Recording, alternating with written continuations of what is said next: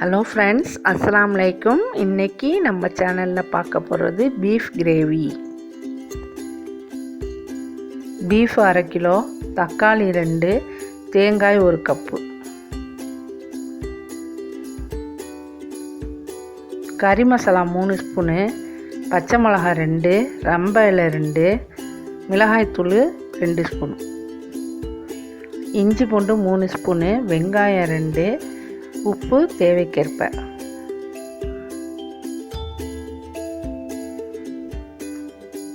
இன்றைக்கி இந்த கிரேவியை நம்ம ப்ரெஷர் குக்கரில் தான் செய்ய போகிறோம்.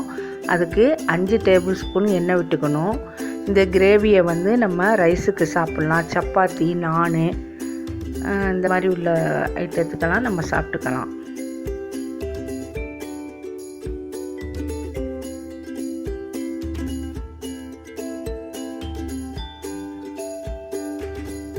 எண்ணெய் நல்லா காஞ்சதுக்கப்புறம் நம்ம ரம்ப இலையை போட்டுக்குவோம். இந்த ரம்ப இலையே போடணுன்னாக்கா இது நல்ல ஸ்பெஷல். எல்லாம் நம்ம இப்போ செய்கிற இந்த கிரேவிக்கு அவ்வளோ மணமாக இருக்கும். என்ன நம்ம டேஸ்ட்டு சமையல் சமைச்சாலும் இந்த ரம்ப இலையை நம்ம சேர்த்துக்கிட்டோம்னாக்கா நல்ல மணமாக இருக்கும். அதோட இப்போ நம்ம நறுக்கி வச்சுருக்க வெங்காயத்தை சேர்த்துக்கலாம். அதை நல்லா இப்போ வதக்கணும்.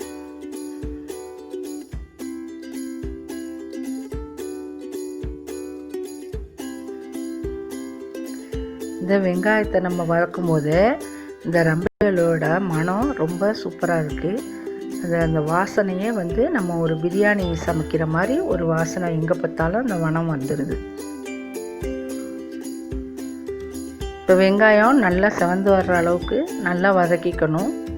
நல்லா வதக்கிட்டு அதுக்கப்புறம் நாம் எடுத்து வச்சுருக்க தக்காளியை இதில் சேர்த்துக்கலாம். அதையும் நல்லா வதக்கிக்கணும். அடுத்து நாம் எடுத்து வச்சுருக்க 2 பச்சை மிளகாவையும் அதில் சேர்த்து நல்லா வதக்கிக்கலாம்.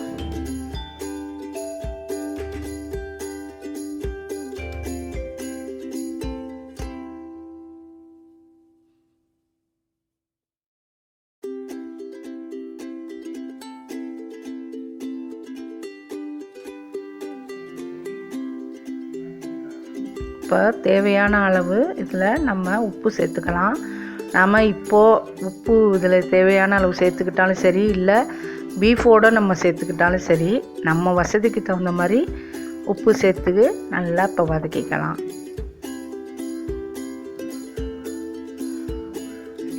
நல்லா வதக்கி இந்த உப்பு சேர்க்குறதுனால நல்லா கொஞ்சம் கரைஞ்சி வரும். தக்காளியெல்லாம் அதோடு போட்டு இப்போ வதக்கிட்டோம்னா நல்லா கரைஞ்சி வந்துடும். அதுக்கப்புறம் நாம் எடுத்து வச்சுருக்க இஞ்சி பூண்டை சேர்த்துக்கலாம். இஞ்சி பூண்டும் நல்லா பச்சை வாசனை போகிற அளவுக்கு நல்லா வதக்கிக்கணும்.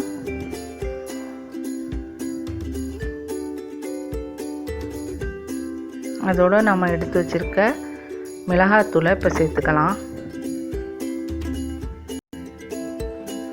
அதுவும் நல்லா எண்ணெயிலே வதக்கிக்கலாம்.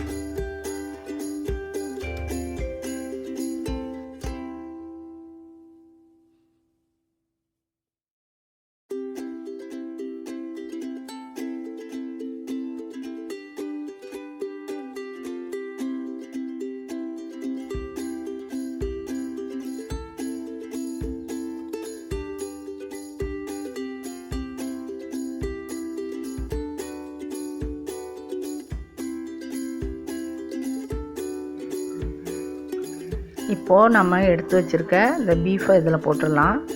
இது நல்லா இப்போ இந்த தக்காளி, வெங்காயம், இஞ்சி பூண்டு எல்லாம் சேர்த்துருக்கறனால இந்த பீஃபை நல்லா வதக்கி அதுலேயே பாதி அளவுக்கு நல்லா நம்ம அதை வதக்குறதுலையே கொஞ்சம் வெந்து வந்துடும். நல்லா எண்ணெயும் விட்டுரும். நல்லா இதை வதக்குனோம்னா இதுலையே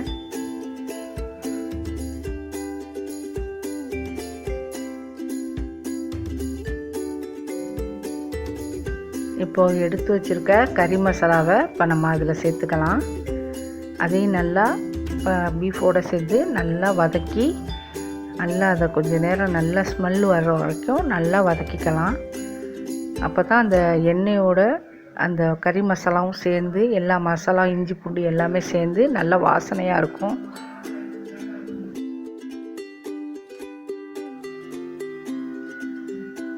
பீஃப் இப்போயே நல்லா பரட்டி வச்சுக்கணும். இப்போ நம்ம போட்டிருக்க மசாலா எல்லாத்தோடையும் சேர்த்து நல்லா பரட்டிடணும். நம்ம தேங்காய் சேர்த்துனோம்னா இந்த அளவுக்கு நம்ம பரட்ட முடியாது. அதுக்கப்புறம் அது எண்ணெய் விடுறதெல்லாம் கொஞ்சம் சிரமமாயிடும். இப்போயே நம்ம முன்னாடியே நல்லா பரட்டி விட்டு அதுக்கப்புறம் நம்ம அரைச்சி வச்சுருக்க இந்த தேங்காவை அதில் சேர்த்துக்கலாம்.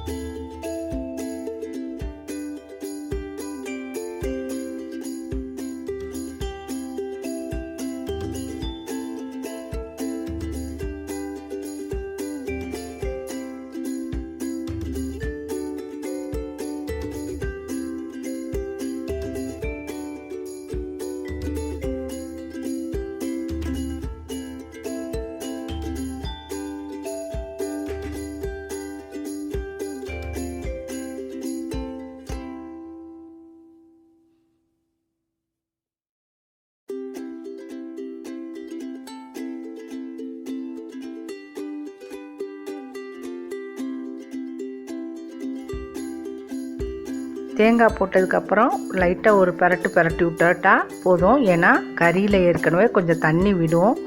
அதுக்கப்புறம் நம்ம இப்போ கொஞ்சம் தண்ணி சேர்த்துக்கலாம்.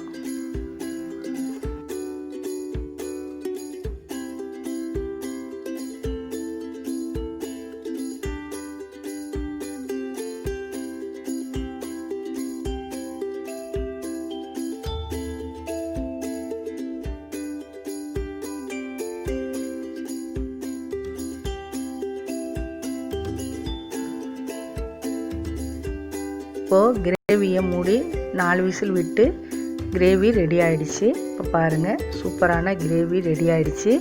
வீடே ஒரே மணக்கமாக இருக்குது. எல்லாத்துக்கும் காரணம் இந்த ரம்ப இலையோட மணம்தான். ரொம்ப சூப்பரான மணம், ரொம்ப அருமையாக வந்துடுச்சு பாருங்கள் இந்த கிரேவி. இப்போது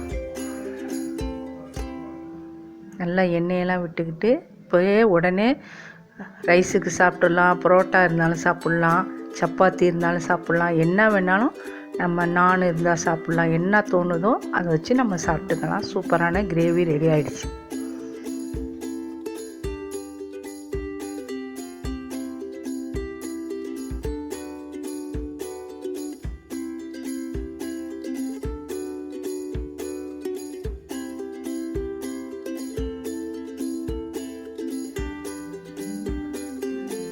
இப்போது நாம் செஞ்சு வச்சுருக்க கிரேவியை பிளேட்டிங் பண்ணிடலாம். பாருங்கள், வீடே மணக்குது. அருமையான ஒரு பீஃப் கிரேவி உடனடியாக ரெடி ஆகிடுச்சு. இதுக்கு அரை மணி நேரம் எடுத்துக்கிட்டோம்னா போதும் டைமு. சூப்பரான ஒரு கிரேவி ரெடி பண்ணியாச்சு.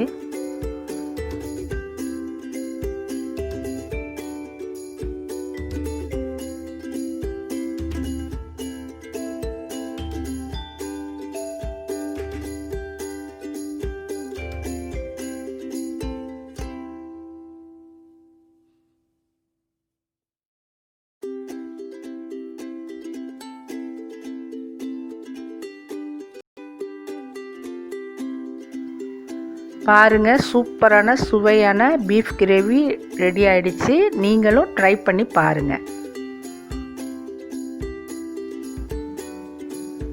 இது அஜ்வின் ரெசிபீஸ். உங்களுக்கான ரெசிபீஸ். சப்ஸ்கிரைப் பண்ணுங்கள். மறக்காமல் பக்கத்தில் உள்ள பெல் ஐக்கானை கிளிக் பண்ணுங்கள்.